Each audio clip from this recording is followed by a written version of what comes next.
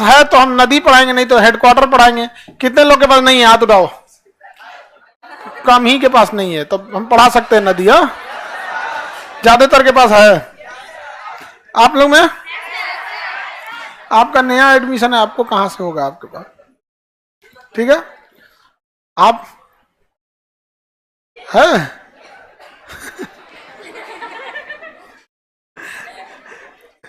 छोटकी बबनी लोग एक साइड में बैठाने लगे से छोटकी छोटकी बबनी सब, लेकिन ऐसा नहीं, मिला के बैठे तो ठीक है। हम अब नदी बताते, कल हम सिंधु नदी तंत्र बता दिए थे। सिंधु जल समझौता कब हुआ था? 1960। इसके तहत हम सिंधु नदी के ऊपर की दो नदियों का कितना % पानी यूज करें?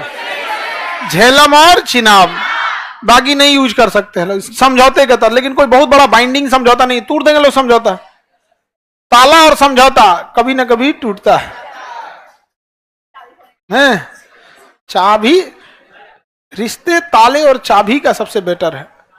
ताला ससुरा टूट जाता है, लेकिन दूसरे चाबी को कभी एक्सेप्ट नहीं करता। कलयुग के ससुरा दूसरों चाबियां लग जाता है आजकल। आजकल दूसरों चाबियां लग जा रहा है।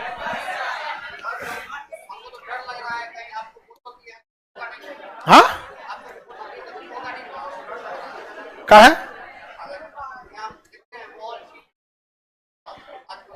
अरे बकलोल कहीं क्या, दुनिया इतना फुर्सत है, तोरा को कोई पीटेगा? हाँ, डर रहा है कहीं पीट उठ मत दे उसको। जाने के टाइम ले लेना जी बोतल, बोतल रखे रहेगी सब, उसको भड़ाम भड़ाम गिराएगी सब क्लास में। वो दिखाने के लिए लाती है कि महंगा बोतल है मेरे पास।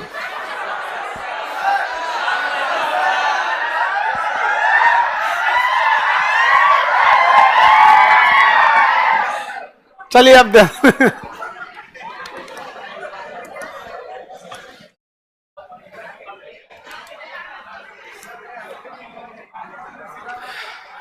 बाबू हम सिंधु जल समझौता बता दिए थे सिंधु के बारे में, सिंधु नदी के बारे में बता दिए थे। नदी आज तो बता देंगे आप लोग पहचान के। बताइए, झील ये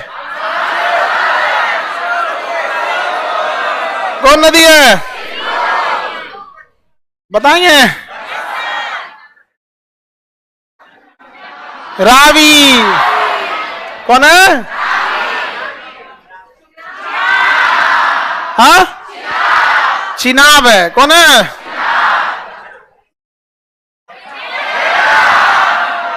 कौन नदी?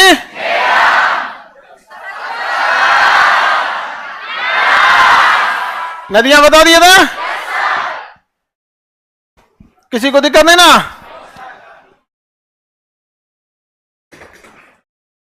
चिनाब, रावी, सतलज, ब्यास सब हो गया था ये। अब यहाँ पे ना चंडीगढ़ का जो एरिया है, चंडीगढ़ ये हाइट पे है। चंडीगढ़ थोड़ी सी पहाड़ी वाले हाइट पे है, तो यहाँ पर इसे चंडीगढ़ रीज कहते हैं। चंडीगढ़ हाइट होने की वजह से उधर की नदियां उधर रह जाती हैं और इधर की नदियां इधर हो जाती हैं, इसे चंडीगढ़ रीज कहते हैं। तो जब दो नदी तंत्रों के बीच कोई ऊंची भूमि आ जाती है तो उसे हम जल विभाजक कहते हैं। उधर के जल को उधर मोड़ दिया और इधर के जल को इधर मोड़ दिया, तो चंडीगढ़ रीज या चंडीगढ़ उच्च भूमि सिंधु नदी तंत्र और गंगा नदी तंत्र के बीच में जल विभाजक का काम करता है। किसका काम करता है? जल विभाजक का काम करता है। हो गया? किसका काम करेगा? जल विभाजक का काम करता है। आगे बढ़ जाते हैं, अब देखते हैं गंगा नदी तंत्र। किसके बारे में देखते हैं? गंगा नदी तंत्र। गंगा नदी तंत्र में देखा जाए, इसको ऊपर कर देते हैं, सिंधु नदी तंत्र को साइड करते हैं, इनको मिटा देते हैं। अब हम लोग को फोकस करना है किस पर? गंगा नदी पर। देखिए, गंगा नदी जो है ये गंगोत्री से निकलेगी। कैसे बनती है हम पढ़ा दिए उत्तराखंड में। ये गंगा नदी यूपी के बीचों बीच से, बिहार के बीचों बीच से पश्चिम बंगाल में बांग्लादेश में चली गई। कौन नदी है ये? कौन नदी? गंगा नदी।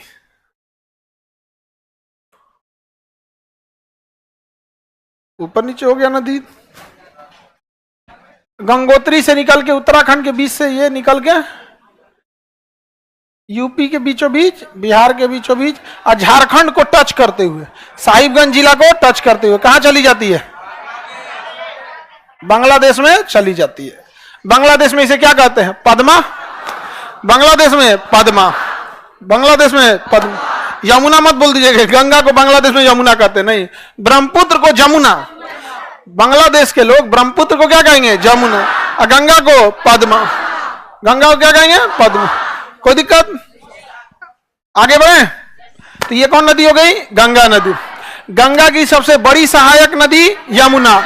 आप ध्यान दीजिए, यमुना जो है ना वो उत्तराखंड के एकदम पश्चिमी भाग से निकलेगी और हिमाचल प्रदेश से सटते हुए, हरियाणा से सटते हुए, दिल्ली से सटते हुए यहां आके प्रयागराज में किससे मिल जाएगी? अरे नदी सूख गया, कहां आके मिल गई? प्रयागराज। इलाहाबाद में किससे मिल गई? किससे मिल गई? गंगा से। किससे मिल गई? गंगा से। दुनिया की, ये भारत में जितनी नदियां उसमें सबसे बड़ी सहायक नदी यमुना। गंगा की सबसे बड़ी सहायक और ओवरऑल में भी सबसे बड़ी सहायक नदी यमुना। सबसे बड़ी सहायक नदी यमुना इतनी बड़ी सहायक नदी है कि अपना नदी तंत्र लेके बैठा है। नदी तंत्र तो मुख्य नदी का होता है, लेकिन यमुना नदी सहायक नदी होने के बावजूद उसका अपना नदी तंत्र है। क्या है? अपना नदी तंत्र है। किसी को कोई दिक्कत नहीं ना? क्या है? अपना नदी तंत्र है। आगे बढ़े, चलिए। अब यहां से ना मध्य प्रदेश से एक नदी निकलेगी, नाम है इसका चंबल नदी। कौन नदी? ये मध्य प्रदेश में कर्क रेखा के ऊपर से निकलेगी, चंबल नदी। कौन नदी? चंबल किसकी सहायक? यमुना की। चंबल किसकी सहायक? अब देखिए ना नौटंकी। गंगा की सहायक, यमुना की सहायक, चंबल की सहायक काली सिंध।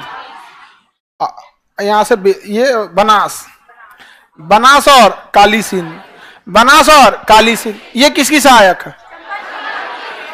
तो गंगा की सहायक, यमुना की सहायक, चंबल की इधर से सहायक बनास, इधर से काली, बनास और काली सिंध, बनास और काली सिंध। याद रहेगा, ये जो भी नदियां रहेंगी सब इसके ऊपर रहेगी, सब कर्क रेखा से ऊपर वाले भाग में।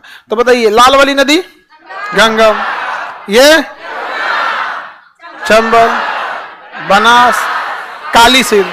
काली सिंध से कभी क्वेश्चन नहीं पूछा, चंबल से पूछा है। सबसे ज्यादा अपर्दन करती है चंबल, बिहार का निर्माण करेगी।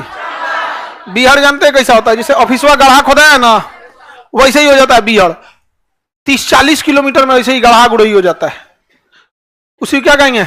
बिहार का। बिहार में बहुत दिक्कत होता है, गाड़ी तो चल ही नहीं सकती है भीड़ में। हर 10 कदम पे वो गढ़ा आएगा, फिर ऊंचा आएगा, फिर गड्ढा गुड्डी ऐसे रहेगा यहाँ पे।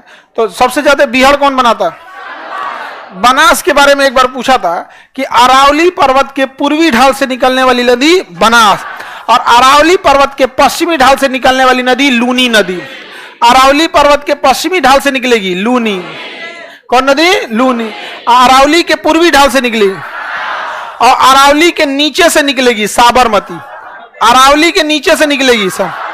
तो अरावली के नीचे याद रहेगा, बताइए। अरावली के नीचे साबरमती और अरावली के पश्चिम में लूनी, अरावली के पूरब में यमुना की सबसे बड़ी सहायक, चंबल की सबसे बड़ी सहायक, इधर वाली काली सिंध। हाँ, काली सिंध। इसका नाम है सिंध बेतवा केन। सिंध बेतवा केन। चंबल, काली सिंध, सिंध बेतवा केन। बोलिए, सिंध बेतवा केन, सिंध बेतवा केन, सिंध बेतवा केन। याद रहेगा, सिंध बेतवा केन। एक बैच में पढ़ा रहे थे तो हम कहें कि नक्शा में बनाओ लोग, धड़ाधड़। तो बनाया कैसे? चंबल धड़ाम से मिलाया, उसके पास है ना है ये काली सिंध, फिर सिंध, फिर बेतवा, फिर केन, पास पास है सब। तो ऐसे बना रहा है, सिंध, काली सिंध, बेतवा, और फिर जा नदी खत्म हो गया, यमुना खत्म हो गई। अरे भाई, हम पास पास बनाए ना, सिंध बेतवा केन। अगर यहां बनाएंगे सिंध, यहां बनाएंगे बेतवा, यहां बनाएंगे केन, तो खत्म नहीं हो जाएगा? करे जा हमारा खत्म हो गया। आगे बढ़े, बोलिए।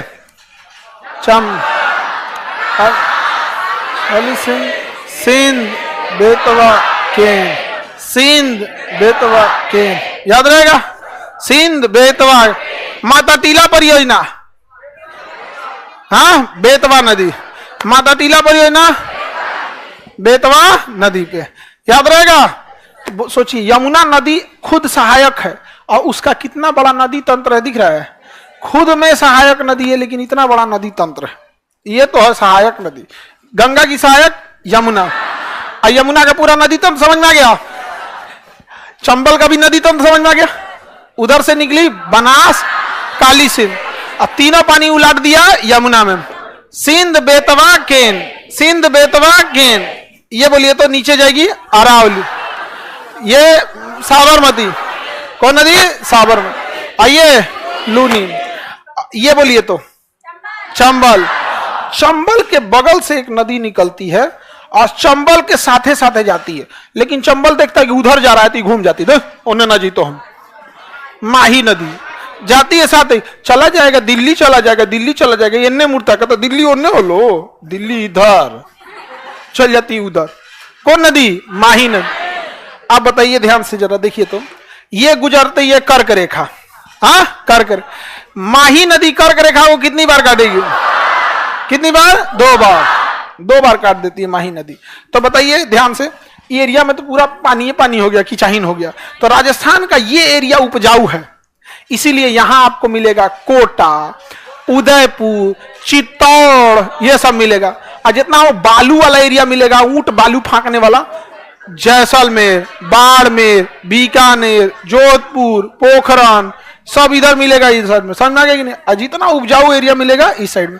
बताइए तो अरावली के पश्चिम से लूनी, अरावली के पूर्व से, नीचे से साबरमती, साबरमती के बगल में माही, कर्क रेखा को 2 बार माही। तो यमुना नदी के आसपास का सारा तंत्र समझ में आ गया। बना लेंगे हम, हटा के दूसरा बनाए।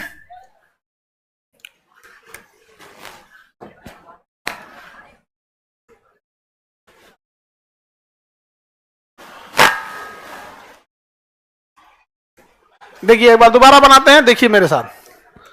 फ्री हैंड बनाया जाता है, बहुत ज्यादा सावधानी से बनेगा, गड़बड़ा जाएगा। समझ में आ रहा है कि नहीं आ रहा है। गोंज पात के नाम लिख दिया, मटेरियल में देख के नंबर लिख देते, वो आसान रहता है। नाम लिखोगे तो जगह ही खत्म हो जाएगा। नाम लिखो तो नक्शे खत्म हो जाएगा। नंबरिंग नहीं किया जाता। आज तक नाम लिखा गया है नक्शा में, क्या लिखा जाता है, नंबर। कालीचरण कोई दिक्कत,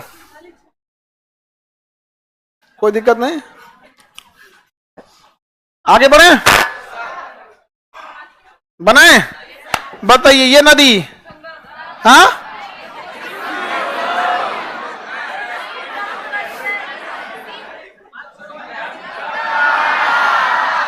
हाँ, गंगा नदी। कौन नदी है, यमुना। हाँ, सिंध बेतवा केन, दे रहे ना, हिला मत दीजिएगा ज्यादा आगे तक।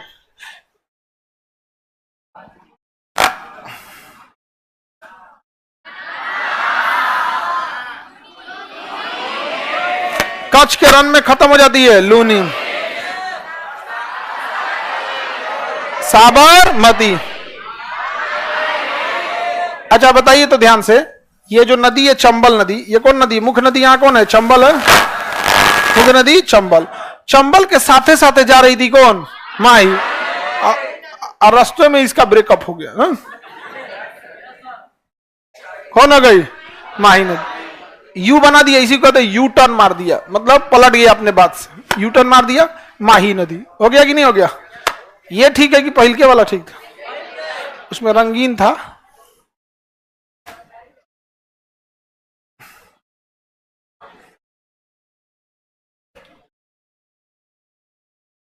सिंध बेतवा केन, नंबरिंग बताएंगे आप लोग, बताइए तो गंगा का यम नंबरिंग, गंगा अरे गधा कन्या में एक बोलते हैं। 13 यमुना 14 15 नंबर 15 नंबर 16 बनास चंबल काली सिंध सिंध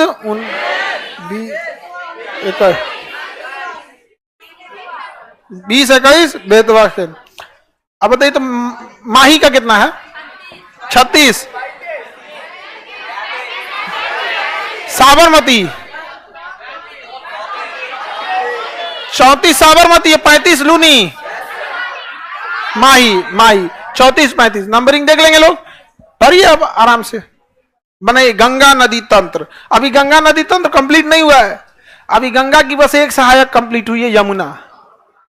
गंगा की बस एक सहायक कंप्लीट हुई है यमुना। एगो में ये हाल है, एक तो में ये हाल है। सबसे बड़ा नदी तंत्र कौन है?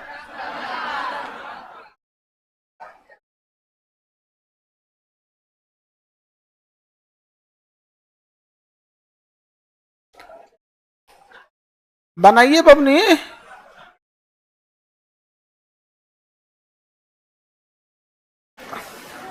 बनैला के जगह फोटो खींच के रख रही है सर, और दिमाग लगाती है, लगता है कि साहब जी को कौन चीज समझ में आ रहा है।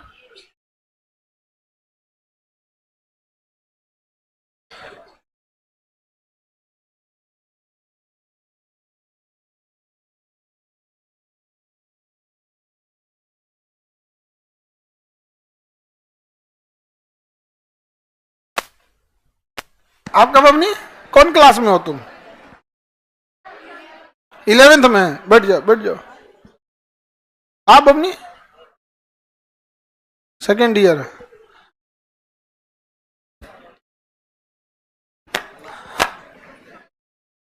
जल्दी भरो, तुम्हारा अगुआ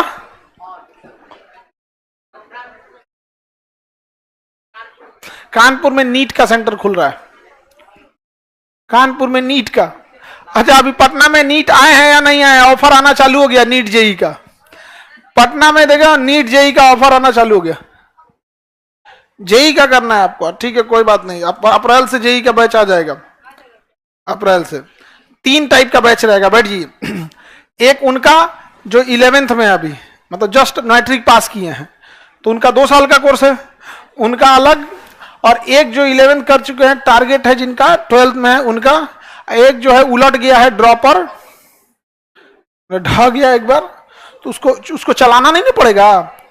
जैसे जो अभी 11th में है मैट्रिक पास किया उसको आराम आराम से ले चलना पड़ेगा, ऐसे चलो ऐसे चलो। आज जो इसी साल देना है जिसको उसको चल चल चल चल चल चल तो फेल हो जाएगा। आज जो उलट गया वो उलट क्वेश्चन गया, चल चल चल चल भाग यहाँ से। नहीं समझे? सबका अलग अलग विधि है। उसको उठा के आदमी फेंकते, चल चल चल भाग यहाँ से, जल्दी भाग।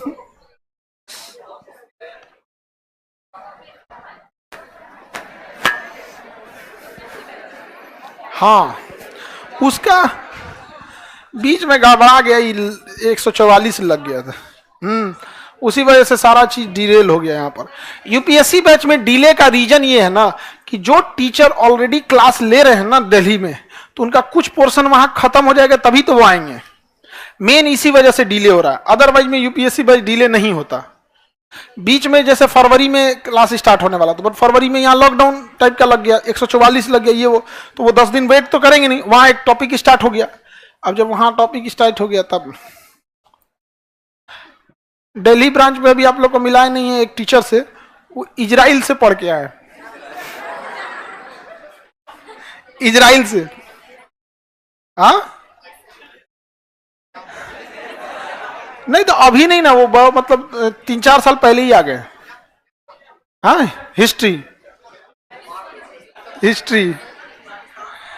अरे जैन ग्रंथ के बारे में उनको पढ़ाना था तो पाली भाषा में पढ़ाने लगे। बौद्ध ग्रंथ को, बौद्ध ग्रंथ पाली भाषा में ज्यादातर, तो पालीय भाषा में।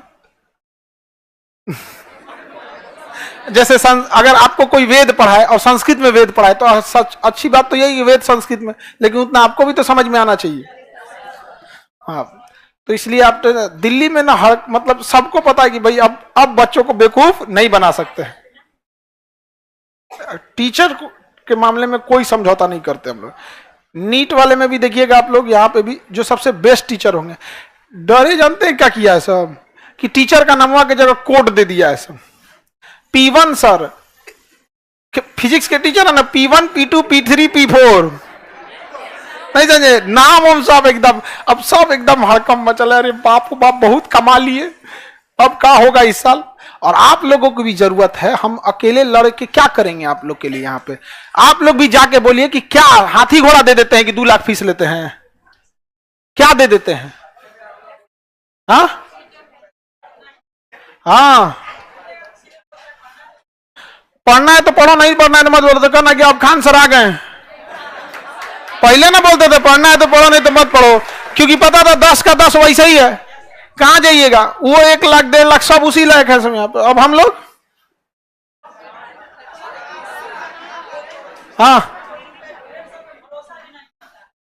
हाँ कई कोचिंग पे भरोसा भी नहीं रहता है स्टूडेंट सब, कोई भी समस्या है यहाँ पर। हाँ अभी से ऑफर देने लगा इसके भाई को एडमिशन लेना था नीट में, अभी से 30% ऑफर दे दिया अभी ऑफर चलेगा। दिल्ली में जितनी यूपीएससी की कोचिंग है ना, परमानेंट वो लोग चिपका दिया है ऑफर 50%, परमानेंट 50% ऑफर चिपका दिया। बस ऊपरा चेंज करता है, Diwali offer, Holi offer, Dussehra offer, Kharmas offer. Holi आने वाला है यहाँ पे, समझ में आ गया कि नहीं आ गया? चलिए अब ध्यान देते हैं, ये नदी समझ में आ गया। अब आगे बढ़े, अब गंगा नदी के आगे इस साइड में यहां देखेंगे नीचे में, तो यहां पर नदी आपको मिलेगी सोन नदी। कौन नदी? सोन नदी। बट वो पटना चली आएगी। कहां चली आएगी? पटना। और इसी में एक और मिलेगी रिहंद। बताइए, सोन की सहायक रिहंद, सोन की सहायक रिहंद, सोन की सहायक रिहंद। कहां चली आएगी? हाँ पटना। पटना में आके मिलती है। कहां मिलती है? पटना में। पटना के पास जगह है कोइलवर, यहीं से पटना खत्म हो जाता है। नदियां हेलेंगे, आरा चालू हो जाएगा। नदी के पास नहीं खत्म होता है कोइलवर, लाल बालू निकालता है कोइलवर घाट से। आप लोग आरा के हैं लोग, तो आप लोग को तो पता होगा कोइलवर, वहां पे कोई दिक्कत। जोड़ाई वगैरह किससे होता है? लाल बालू से होता है। लाल बालू गलता नहीं है, सफेद का बलुआ में मिट्टी रहता है। उस मसाला जोड़िएगा, मिट्टिया गल जाएगा, मसाला ही क्या हो जाएगा? कमजोर हो जाएगा। आगे बढ़े, चलाना मत जी, पंखा मत चला देना।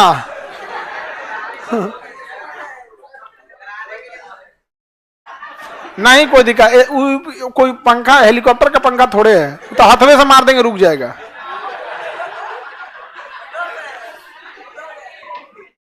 नहीं नहीं चालू नहीं करेगा वो। आगे बढ़े,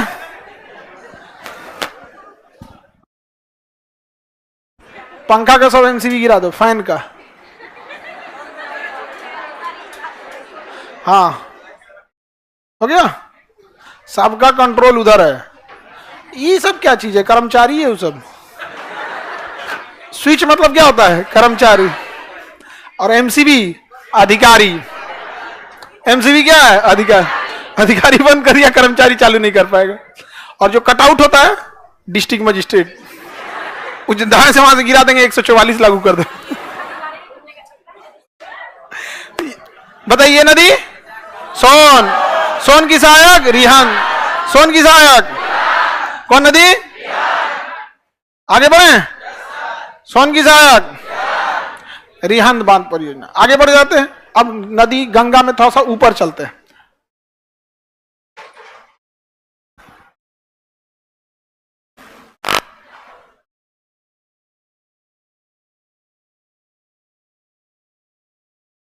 आगे बढ़े, एग्जाम में पारदर्शिता जरूरी है। देखो बाबू, एग्जाम में सही बात है पारदर्शिता होनी चाहिए, लेकिन इतना ना पारदर्शिता हो गया है कि एग्जाम से पहले ही पेपर दिख जा रहा है तो ज्यादा ही पारदर्शिता हो गया है, लिफाफा के अंदर ही दिख जा रहा है तो एग्जाम में पारदर्शिता को अब थोड़ा सा कम भी करना जरूरी है, ज्यादा ही पारदर्शिता हो गया है। ये गंगा नदी याद रहेगी, ये बिहार में समझ में आ गया गंगा नदी। यहाँ पे अब बिहार में गंगा नदी को देखते हैं ऊपर से कौन कौन सी निकलेगी। बिहार और बंगाल के बॉर्डर पे यहां से निकलती है महानंदा नदी। कौन नदी? महानंदा। और उसके बगल में निकलेगी कोसी। महानंदा और कोसी, महानंदा और कोसी, महानंदा कोसी, महानंदा और कोसी। हालांकि कोसी की सहायक कमला और बागमती है, लेकिन इंडिया के नक्शा पे इतनी छोटी छोटी नदियों को दिखाने लगेंगे तब तो हो गया काम। तब तो हर जिला में एगो नदी मिलेगी। सबका कहीं ना कहीं नदी है, ये है अपने अपने जिला में। तुम्हारे जिला में कौन नदी है जी? कौन जिला है तुम्हारा? तो तुम्हारे यहाँ तो गंडक है। इधर सीतामढ़ी साइड में देखोगे तो लखनदेव नदी। लखनदेव कोनो नदी है, कूदोगे तो मुंह हाथ फूट जाएगा। लखनदेव नदी कोई बहुत बड़ी नदी थोड़ी है। सीतामढ़ी में एगो नदी है लखनदेव। बताएंगे ये नदी महानंदा, ये नदी कोसी। बोलिए महानंदा कोसी, महानंदा कोसी। ये बोलिए गंडक। कौन नदी? गंडक। कौन नदी? गंडक। याद रहेगा। तो बिहार में दो गो पूरब साइड में और एगो पश्चिम साइड में। ये दोनों भयानक बाढ़ लाते हैं। सो इस साइड को डुबा देता है गंडक और इस साइड को डुबा देता है कोसी। गंडक और कोसी। बाढ़ की हकीकत जान जाएंगे ना तो अगर आप पैसा कमाना चाहते हैं बिहार में तो कभी भी बाढ़ को कंट्रोल करने की जरूरत नहीं है। हर साल 400 करोड़ 600 करोड़ रुपया बाढ़ के लिए जाता है, जिसमें 100-200 करोड़ जनता में जाता है, 200 करोड़ केक कटता है और बढ़ जाता है। समझ में आ गया कि नहीं? अगर बाढ़ कंट्रोल हो गया तो फिर पैसे नहीं आएंगे। समझ में आ गया कि नहीं आ गया? तो उनका इनकम खत्म हो जाएगा। समझ में आ गया कि नहीं आ गया? इनकम नहीं खत्म हो जाएगा।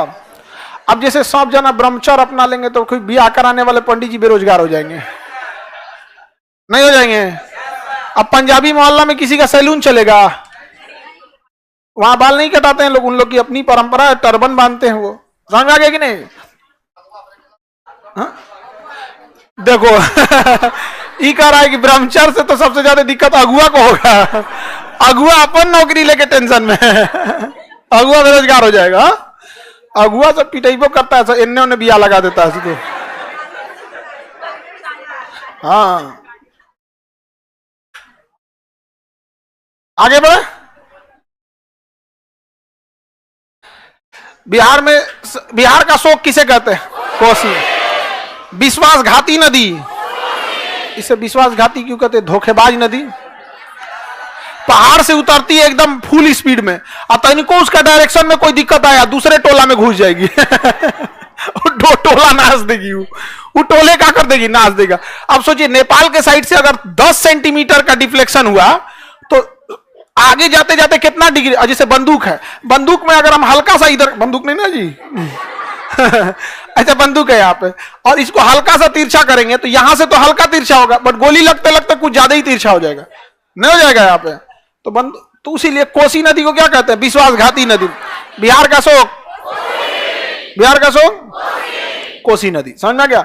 और बिहार में बाढ़ ना खत्म होने का कारण भी बिहार में राजनीतिक कारण है। और राजनीति जो है ना, राजनीति जो है वो जनता के डिमांड पे चलता है। आप चाहे राजनेता को कितना भी कोस लीजिए, आप राजनेता अगर जाति की बात कर रहा है, इट मींस जनता के अंदर जाति महत्व रखता है। राजनेता धर्म के हिसाब से अगर बात बोल रहा है, इसका मतलब जनता के अंदर धर्म ही मायने रखता है। राजनेता अगर शिक्षा के बारे में नहीं बोल रहा है, इसका मतलब लोगों को शिक्षा की कोई परवाह नहीं है। तो राजनीति जो है वो जनता के मेंटेलिटी के हिसाब से चलता है। समझ में आ गया कि नहीं आ गया? अब आप जैसे भारत में अगर आप सोचिएगा कि एक बहुत विशाल चर्च बनाए, दुनिया का सबसे बड़ा चर्च बनाए, बहुत बड़ा न्यूज बनेगा भारत में?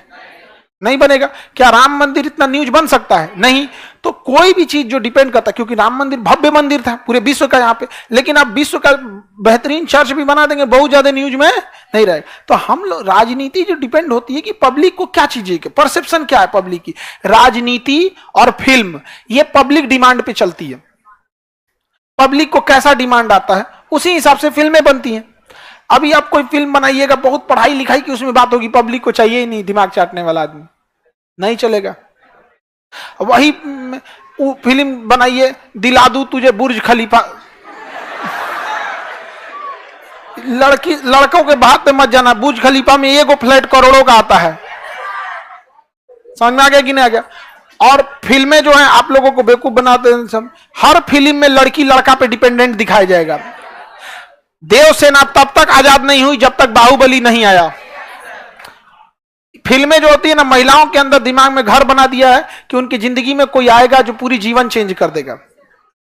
ये फिल्में हो गई यहां पे, और उसको आप लोग खूब अच्छा से देखिएगा लोग। इसका तो कभी उतना दूर तक आप सोचिएगा तब तो समझ में आएगा। हर फिल्म में देखिएगा हीरोइन की लाइफ चेंज होगा तो हीरो की वजह से। ऐसा कोई जरूरी थोड़ी है। ये पहले होता था जब शिक्षा नहीं थी, सब कुछ खेती पे निर्भर था और युद्ध पे निर्भर था। तो महिलाएं शारीरिक रूप से पुरुषों की तुलना में उतना मजबूत नहीं होती, जो शारीरिक संरचना है यहाँ पे। अभी किसान लोगों का आंदोलन चल रहा है।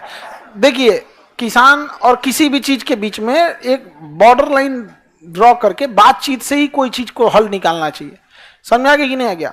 किसान को भी समझना चाहिए कि सरकार आपकी हर एक बात को भी नहीं मान सकती है, कुछ बात को मानेगी, कुछ नहीं मान सकती है। तो एक बीच का रास्ता होना चाहिए।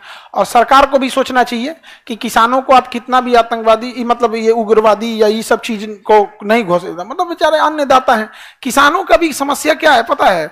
उनका खाद और डीजल इतना महंगा हो गया है ना, खेती में फायदा नहीं रह गया है। आप सब लोग किसान घर से आते हैं, आप लोग अपने दिल पे हाथ रख के बता दिए, खेती में जितना मेहनत है उस हिसाब से फायदा है? और आपको पता ही नहीं है कि सब कब जाके डीएपी महंगा हो जाएगा। तो किसान को खेती से ज्यादा उस खेती को उगाने के लिए समस्या है। डीजल महंगा होगा, कटिया महंगा हो जाएगा, खेत जोतने का महंगा हो जाएगा, और डीजल का कोई रोके-थाम नहीं है। आगे बढ़े। लखीसराय में कौन नदी है? किउल नदी।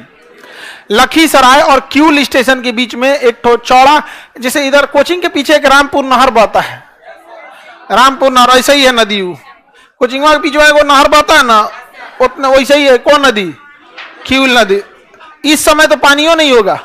कोई है किउल का? लखीसराय किउल का नदिया में पानी है जी अभी? हाँ, बहुत कम पानी है उसमें। डूबेगा कि नहीं आदमी? न डूबेगा नहीं आदमी, बाई से नहाती है से उसमें।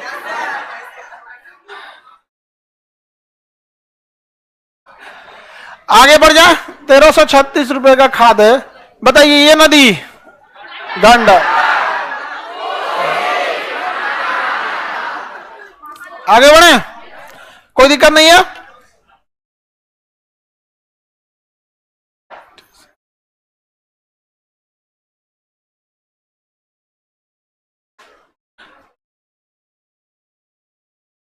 उन्नाव डिस्ट्रिक्ट में कौन नदी है? अरे गंगा नदी, गंगा गोमती के पास पड़ता है उन्नाव नदी। उन्नाव कानपुर और लखनऊ के बीच में डिस्ट्रिक्ट है उन्नाव। उन्नाव का होगा ये, जो जहां का रहेगा ना वहीं से क्वेश्चन पूछता है। उन्नाव का होगा। हाँ क्या जी? नहीं, ये एरिया में जाती है। ये है गंडक नदी। यहाँ पे चंपारण से निकलती है और ऐसे होकर निकल जाती है गंडक नदी। और मतलब बिहार में ना चंपारण से प्रवेश करती है, नेपाल से आके बिहार में चंपारण होते हुए छपरा डिस्ट्रिक्ट जो है वहां होते हुए कहां मिल जाती है? छपरा पार करते हुए सोनपुर में। पटना के पास जगह कौन है? सोनपुर। वहां किसे आके मिल जाती है? गंगा से आके मिल जाती है। समझ में गया? घाघरा नदी आएगी यूपी से। यूपी से कौन आएगी? घाघरा नदी, जिसको अयोध्या के लोग सरयू नदी कहते हैं। अयोध्या के लोग क्या कहते हैं? सरयू नदी। तो अयोध्या के लोग क्या कहेंगे? सरयू नदी। तो ये आएगी, ये अयोध्या होते हुए घाघरा नदी, अयोध्या होते हुए छपरा में आके किसे मिल जाएगी? गंगा नदी। छपरा में आके किसे मिल जाएगी? गंगा से। किसे मिलेगी? गंगा से। घाघरा नदी को अयोध्या में क्या कहा जाता? घाघरा को अयोध्या में सरयू नदी कहा जाता। बहुत विशाल नदी है सरयू नदी, छोटी मोटी नदी नहीं है। हाँ, चौड़ाई बहुत ज्यादा है घाघरा नदी की। घाघरा नदी की लंबाई चौड़ाई के मामले में सोन नदी में ज्यादा पानी नहीं रहता है। समझा गया? क्योंकि छोटे पहाड़ से निकलती है और ये हिमालय से निकल रही है तो ज्यादा पहाड़ मिलता है। आगे बढ़े।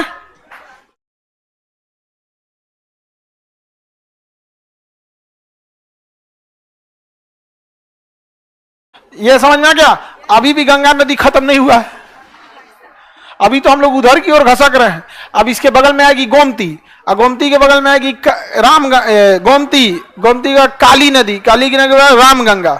तो ये हो गई घाघरा, गोमती, काली नदी, रामगंगा। कौन नदी? रामगंगा। और उसके बाद से फिर बंगाल और झारखंड में यहां निकलेगी दामोदर नदी, यहां निकलेगी हुगली नदी, स्वर्णरेखा नदी।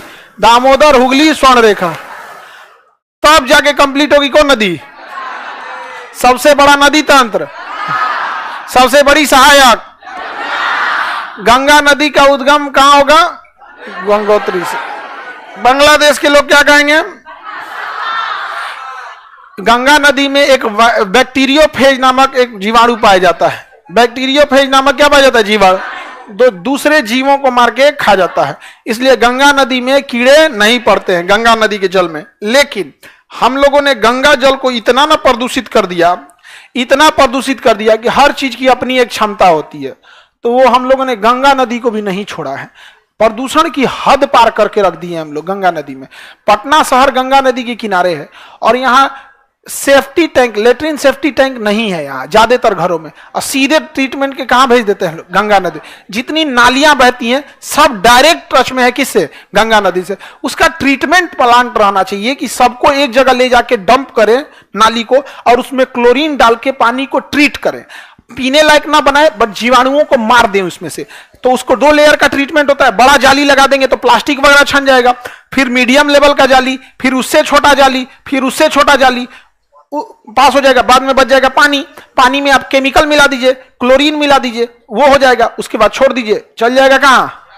गंगा नदी में। लेकिन ना, हम लोग को बस जब पूजा पाठ करना होगा तब गंगा जी की याद आएगी, उसके बाद नाच देंगे हम लोग गंगा जी को।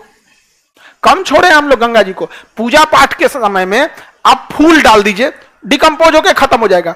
आप जो पूजा पाठ करते हैं, अब अगरबत्ती जला रहे हो, जलाओ ना भैया, अगरबत्ती गल के खत्म हो जाएगा, वो प्लास्टिकवा डाल देगा। आप बताओ प्लास्टिक कभी गलेगा? अगरबत्ती डाल देंगे, लकड़ी का होता है, उसका मसाला होता है, गल के खत्म हो जाएगा, वो प्लास्टिकवा डाल देगा। अब क्या समझाइएगा उसको? ज्यादा समझाइएगा तो आप ही को कहेगा कि हमारे टांग लड़ाएगा हमारे क्रियाक्रम में ना। तुमको बहुत पुण्य मिलेगा गंगा नदी गंदा करोगे तो।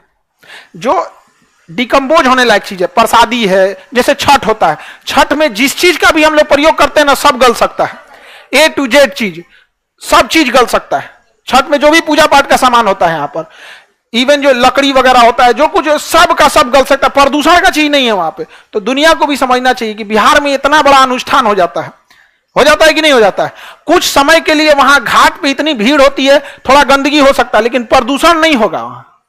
तो पूरी दुनिया को भी ये सब चीजें से सीखना चाहिए छठ पर्व से। बिहार में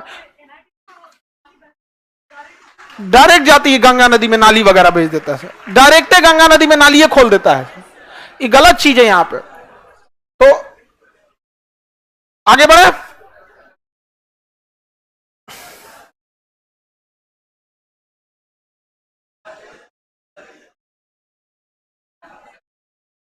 गंगा नदी को ये लोग गंदा नदी बना दिया है। बात तो सही बोल रहा है ये लोग। यमुना नदी का तो दुर्दशा तुम देखोगे तो दंग रह जाओगे, काला रंग का हो गया है। यमुना नदी काला हो गया।